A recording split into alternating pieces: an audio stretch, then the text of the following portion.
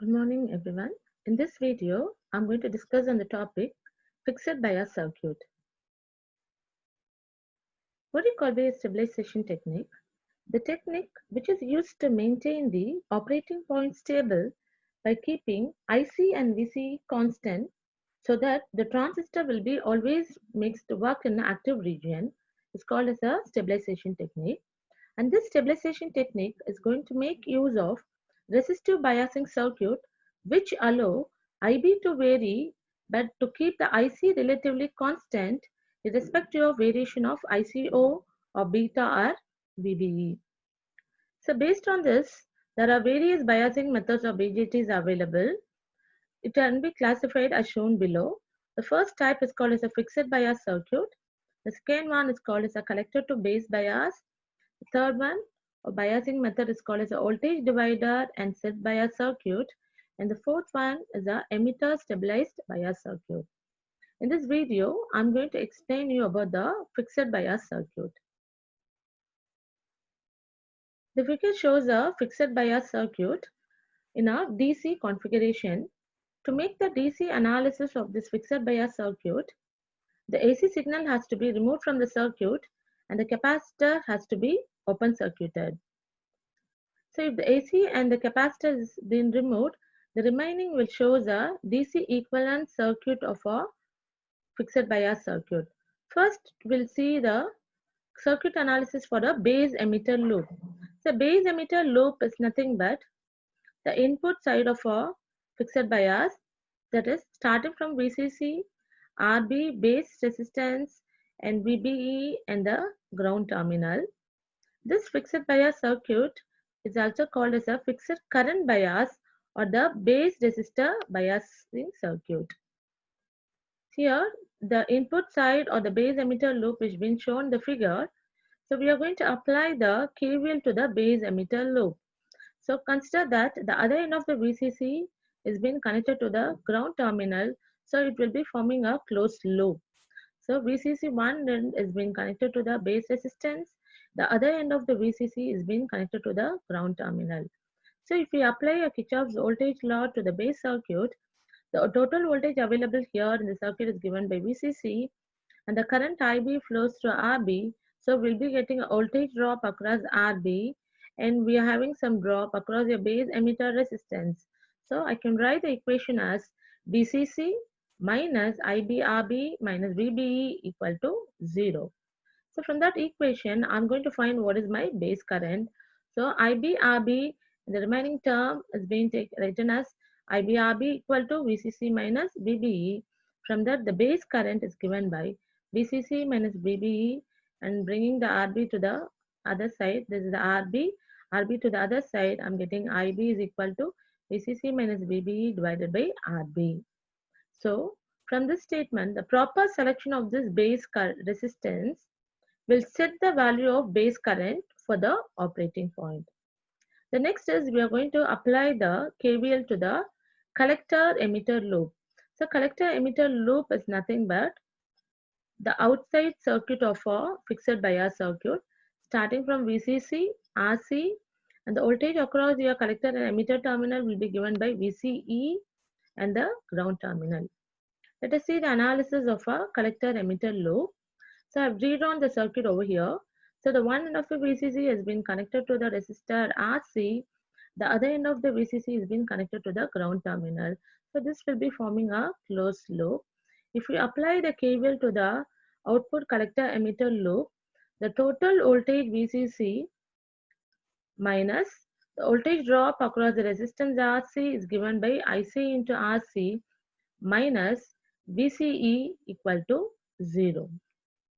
From this, the collector current can be written as ICRC equal to VCC minus VCE or IC can be written as VCC minus VCE divided by RC. So this is one method of finding what is the collector current we are getting for a fixed bias circuit, or we know that the current amplification factor of a common emitter amplifier can be written as output current divided by the input current. Beta can be written as IC divided by IB. From that, I can directly write my collector current is equal to beta into IB. So the magnitude of the collector current is directly proportional to the base current by the constant of beta value, and it is not a function of the RC. So if there is any change in the collector current, the collector resistance will not get a change in the collector current. But the change in the collector current will cause a change in the VCE. So why we are getting, if the collector resistance changes, why you are getting a change in the CE voltage? Because the voltage that is present here, this is collector terminal and this one is the emitter terminal. So I can write VCE will be equal to VC minus VE. VCE can be written as VC minus VE, where VC is nothing but collector voltage and VE is called as the emitter voltage. Similarly, the base emitter voltage on the input side, the base emitter voltage, that is the voltage between your base terminal, emitter terminal, can be written as VBE will be equal to VB minus VE. Since the emitter, we don't have any emitter voltage over here, this is considered to be the ground terminal. I can rewrite the equation as VBE equal to VB minus VE, where VB is the base voltage, and this circuit, the emitter voltage is considered to be 0. So I can write VBE will be equal to VB, and VCE can be written equal to VC. So next we'll see how to draw a DC load line for the fixed bias circuit. So for that, I'm taking the collector current equation, which you've already derived from the collector emitter loop. The collector current is given by VCC minus VCE divided by RC. I'm splitting this to equation, and it can be written as VCC by RC minus 1 by RC into VCE. So this equation has been now compared with the equation of a straight line, which we have already discussed in the previous video. So to find the point A and point B in the output characteristic of a common emitter amplifier, the two conditions have been applied. The first condition is that if you apply VCE is equal to VCC, we'll be finding what is the collector current we are getting. That will give a point A. And the next condition is that if we apply VCE equal to 0, we'll be getting what is the IC current. So if I substitute VCE is equal to VCC in this equation, this particular this particular equation will get minus VCC divided by RC plus VCC by RC. This two will get cancelled. So I'll be getting the collector current as 0, which will give my point A. If I substitute my VCE equal to 0, then this particular part will get cancelled. So I'll be getting my collector current is equal to VCC divided by RC. This will be giving my point B. Now let us look at the common emitter output characteristic with the DC load line. So I've got these 2 points. VCE is equal to VCC, which will give IC is equal to 0, which gives a point A. And if suppose VCE is equal to 0, VCE is equal to 0, I'll be getting the collector current as VCC divided by RC, which will give my point B. So the line joining the point A and B will give the DC load line for a common fixed bias circuit. Okay, so next we'll see the performance of your fixed bias circuit in terms of its stability factor. So how about the thermal stability of a fixed bias circuit? So the thermal stability, the stability factor is the general formula we have derived for the stability factor, which has been given by S is equal to 1 plus beta divided by 1 minus beta dou IB by dou IC. I'm going to consider this one as a equation number 1. So in a fixed bias method, this equation we have derived from the fixed bias circuit, where the base current is given by VCC minus VBE divided by IB. So I want to get this equation dou IB by dou IC. So I'm going to differentiate this equation IB with respect to IC. So dou IB by dou IC, since we don't have any IC terms here, this term will become 0. So I'm getting dou IB by dou IC will be equal to 0 for the fixed bias circuit. So I'm going to substitute this two equation in the equation 1 in the place of dou IB by dou IC. So I'll be getting the stability factor for the fixed bias circuit is equal to 1 plus beta. Okay, So what do we actually infer from this equation? So this stability factor shows that the collector current IC will be changes 1 plus beta times as much as change in the reverse saturation current.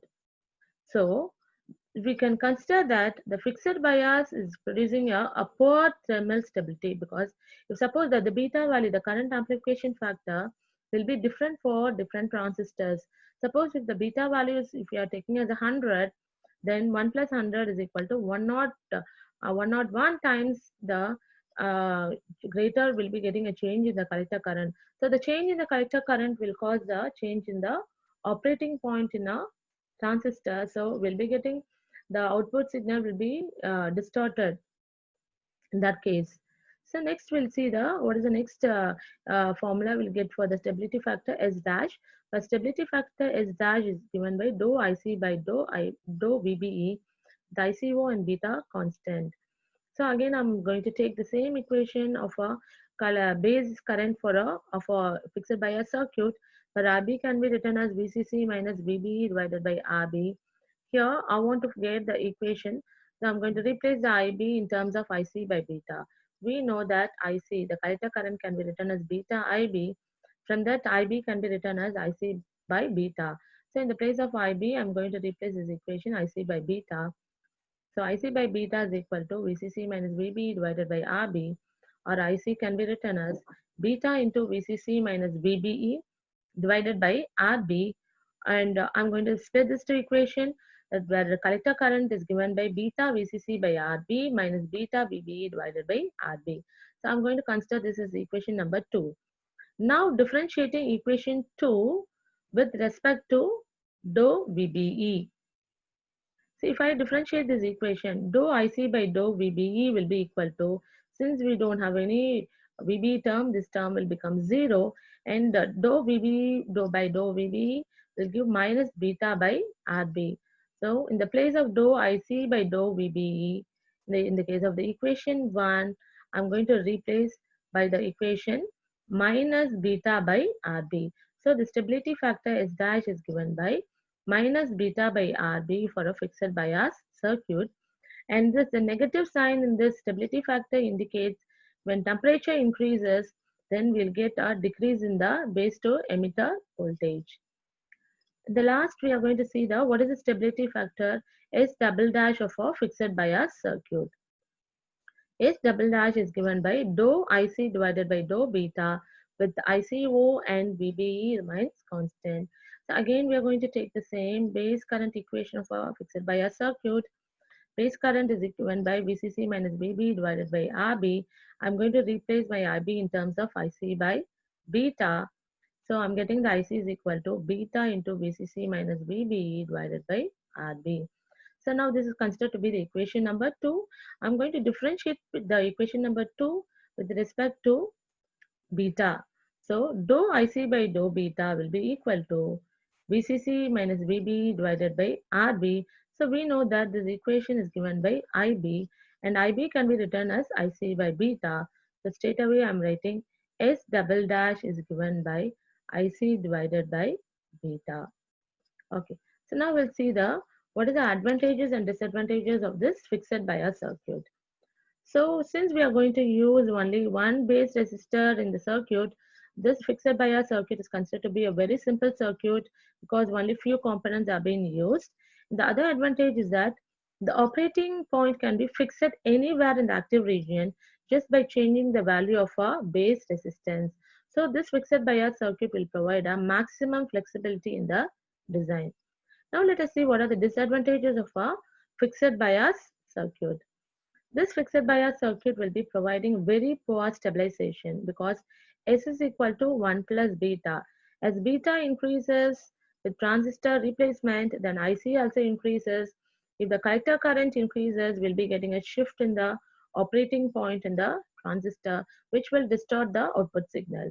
And the second disadvantage is that the stability factor is very high. So in this video, we'll just summarize what we have seen in this video. So I've started with what you call by a stabilization technique, and what are the types of biasing techniques available, and what is a fixed bias circuit, and how to draw a DC load line for a fixed bias circuit, and last, what is the stability factor we got for the fixed bias circuit. Thank you.